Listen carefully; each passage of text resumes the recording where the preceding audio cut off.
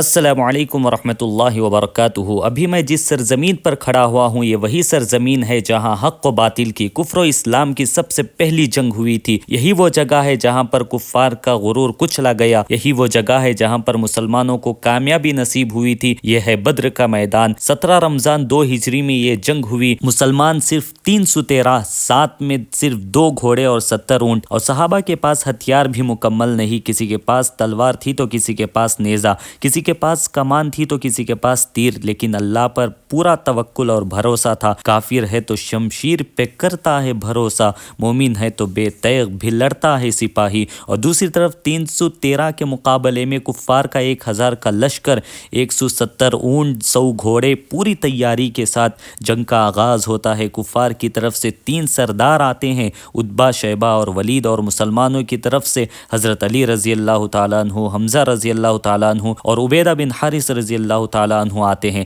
ان 3 صحابہ کے مقابلے میں 3 کفار آتے ہیں اور پہلے ہی راؤنڈ میں تینوں کے تینوں سردار مار دیے جاتے ہیں۔ اسی لیے ہمیشہ اچھے نام رکھنا چاہیے۔ شیبہ یعنی بوڑھا، ولید یعنی بچہ، اور مسلمانوں کے ناموں میں سے علی یعنی بلند، یعنی ناموں کا بھی بہت زیادہ اثر ہوتا ہے۔ پھر جنگ پوری طریقے سے زور پکڑ لیتی ہے۔ اللہ میکائیل علیہ السلام کے ساتھ 500 اور جبرائیل علیہ السلام کے ساتھ 500 فرشتوں کو بھیجتا ہے، اور پھر 3000 فرشتے اسی میدان میں اترتے ہیں۔ صحابہ کہتے ہیں کہ کبھی میں کسی کو مارنے کے لیے آگے بڑھتا، ابھی میری تلوار اس کی گردن تک نہیں پہنچتی کہ اس کا سر گر جاتا۔ کفار کی طرف سے اس جنگ کا کمانڈر ابو جہل تھا، جو کفار مکہ کا سردار تھا۔ عبد الرحمن بن عوف رضی اللہ تعالیٰ عنہ کے پاس 2 چھوٹے بچے آ کر پوچھتے ہیں کہ چچا یہاں ابو جہل کون ہے؟ وہ صحابی پوچھتے ہیں کہ ابو جہل سے تمہارا کیا لینا دینا؟ وہ چھوٹے بچے کہتے ہیں کہ ہم نے اپنی ماں سے سنا ہے کہ وہ نبی صلی اللہ علیہ وسلم کی شان میں گستاخی کرتا ہے، ہمارے نبی کو گالی دیتا ہے۔ اتنے میں وہاں سے ابو جہل کا گزر ہوتا ہے، تو وہ صحابی ان بچوں کو معاذ اور معوذ کو بتاتے ہیں کہ وہی ہے ابو جہل۔ سنتے ہی دونوں بچے اس کی طرف بھاگتے ہیں۔ ابو جہل گھوڑے میں سوار ہونے کی وجہ سے بچوں کو مارنے میں مشکل پیش آ رہی ہوتی ہے، تو ایک بچے نے پہلے پیر پر خنجر مار کر گھوڑے سے اس کو گرا دیتے ہیں، اور دوسرا بچہ اس کے سینے پر فوراً خنجر گھونپ دیتا ہے اور بھاگ کر نبی صلی اللہ علیہ وسلم کے پاس آ کر بولتے ہیں کہ ہم نے ابو جہل کو قتل کر دیا ہے، اور دونوں کہہ رہے ہوتے ہیں کہ سب سے پہلے میں نے قتل کیا، سب سے پہلے میں نے قتل کیا۔ نبی صلی اللہ علیہ وسلم ان کی تلوار کو دیکھ کر کہتے ہیں کہ تم دونوں نے اس کو قتل کیا ہے۔ پھر عبداللہ بن مسعود رضی اللہ تعالیٰ عنہ جا کر دیکھتے ہیں کہ ابو جہل میدان میں پڑا ہوا ہے، ابھی اس کی سانسیں چل رہی ہوتی ہیں۔ وہ ہوش میں آ کر کہتا ہے کہ کاش مجھے کوئی بڑا جنگجو قتل کرتا، میں بچوں کے ہاتھوں نہ مارا جاتا۔ اللہ نے اتنے بڑے سردار کو 2 چھوٹے بچوں کے ہاتھوں قتل کر کے اس کو رسوا کر دیا۔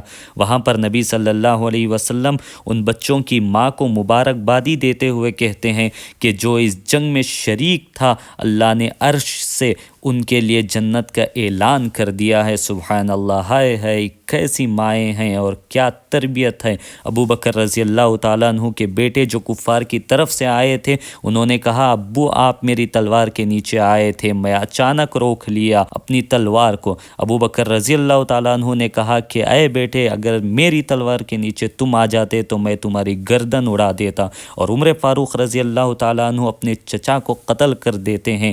یہ وہ صحابہ تھے جنہوں نے اللہ کی خاطر، دین اسلام کی خاطر نہ خونی رشتے کو دیکھا، نہ رشتہ داری کو دیکھا، اللہ کی خاطر دنیا کی ہر چیز سے ٹکرانے کے لیے ہمیشہ تیار رہتے تھے۔ اللہ نے قرآن میں اس دن کو یوم الفرقان کہا۔ کفر اور ایمان کے درمیان اللہ نے واضح تفریق کر دی، اور اس جنگ میں کفار کے 70 بڑے بڑے سردار مارے گئے اور 70 لوگ قیدی بن گئے، اور 14 صحابہ اس جنگ میں شہید ہوئے۔ اس جنگ سے ہمیں بہت ساری چیزیں سیکھنے کو ملتی ہیں۔ مسلمانوں کو کبھی بھی اپنی تعداد پر نہیں جانا چاہیے، تعداد کتنی بھی ہو، لیکن اللہ پر پورا بھروسہ رکھنا چاہیے۔ ہمیشہ دوسروں سے مشورہ کرنا چاہیے۔ اللہ کے نبی صلی اللہ علیہ وسلم جنگ سے پہلے بھی اور جنگ کے بعد بھی صحابہ سے مشورہ کیے تھے، تو اس لیے مشورے میں برکت ہے، تو ہمیشہ دوسروں سے مشورہ لینا ہے۔ اور اگر آپ جنگ بدر کا پس منظر اور اس کی ساری تفصیلات اگر معلوم کرنا ہے تو آپ سیرت کی کتابوں سے معلوم کر سکتے ہیں۔ اس جنگ میں جو 14 صحابہ شہید ہوئے تھے ان سب کا نام یہاں پر لکھا گیا ہے، اور ان 14 صحابہ کی قبریں بھی یہاں پر موجود ہیں۔ الامن ٹور اینڈ ٹریولز کے معتمرین کو یہاں پر لا کر یہاں کی ساری زیارت کرائی گئی تھی۔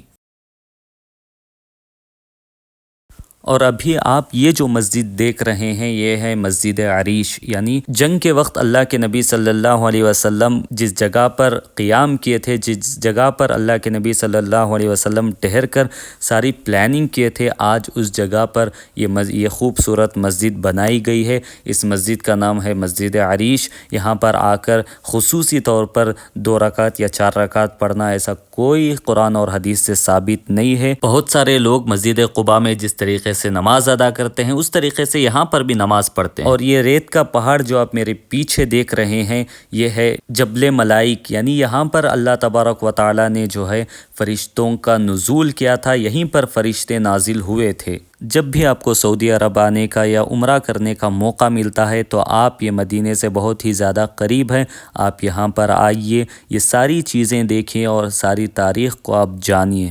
تو پھر ملیں گے انشاءاللہ اگلی ایپیسوڈ میں۔ السلام علیکم۔